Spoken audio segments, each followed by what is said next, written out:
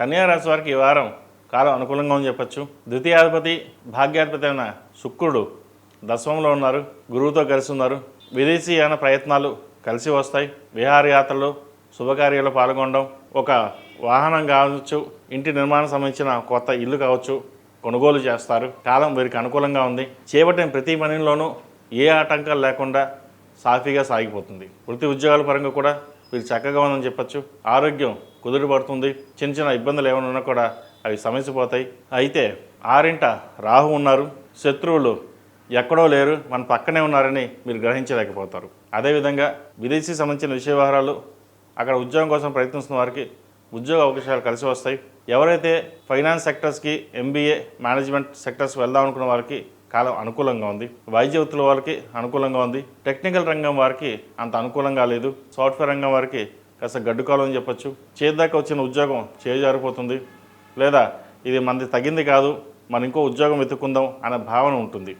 ఇటువంటి విషయాలు మీరు జాగ్రత్త తీసుకోండి. వచ్చిన అవకాశాలని సద్వినియోగపరచుకోవడం అనేది తెలివైన వాడి లక్షణం. అదేవిధంగా వివాహం కాని వారికి వివాహ ప్రయత్నాలు చేసుకోవచ్చు.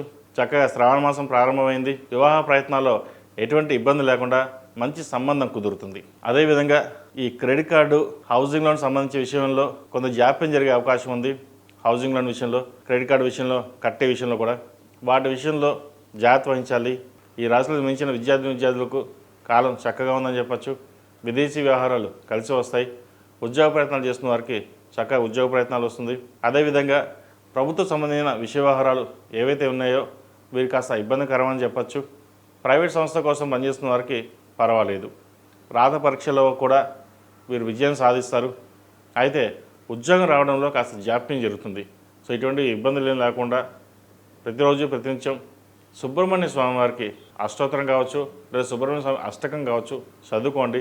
మంచి ఫలితాలు సంప్రాప్తిస్తాయి. ప్రతిరోజు ప్రతినిత్యం నాగసింధూరం అలాగే విభూది పెట్టుకుని వెళ్ళండి. నరదిష్టి లేకుండా ఉంటుంది. శ్రావణ మాసం ప్రారంభమైంది. ఈ శ్రావణ మాసం నెల రోజులు కుబేర కుంకుమతోటి అమ్మవారిని పూజించడం చెప్పదగినది. ఇది అందరూ చేయవచ్చండి. ఇది అష్టలక్ష్మిలు అమ్మవారి కరుణా కటాక్షం మనందరికీ ఉండాలని ప్రతిరోజు లక్ష్మీ తామరవతులతోటి నువ్వుల నూనె పోసి దీపారాధన చేయండి. అదేవిధంగా శుక్రవారం, మంగళవారం నాడు రాహుకాల సమయంలో నిమ్మకాయ డొప్పులతోటి నువ్వుల నూనె పోసి దీపారాధన చేయండి. ఈ రాశిలో జన్మించిన వారికి కలిసి వచ్చే సంఖ్య 6, కలిసి వచ్చే రంగు గ్రీన్. ఏదైనా పని మీద బయటకు వెళ్ళేటప్పుడు సోమవారం కానీ శుక్రవారం నాడు కానీ వెళ్ళండి.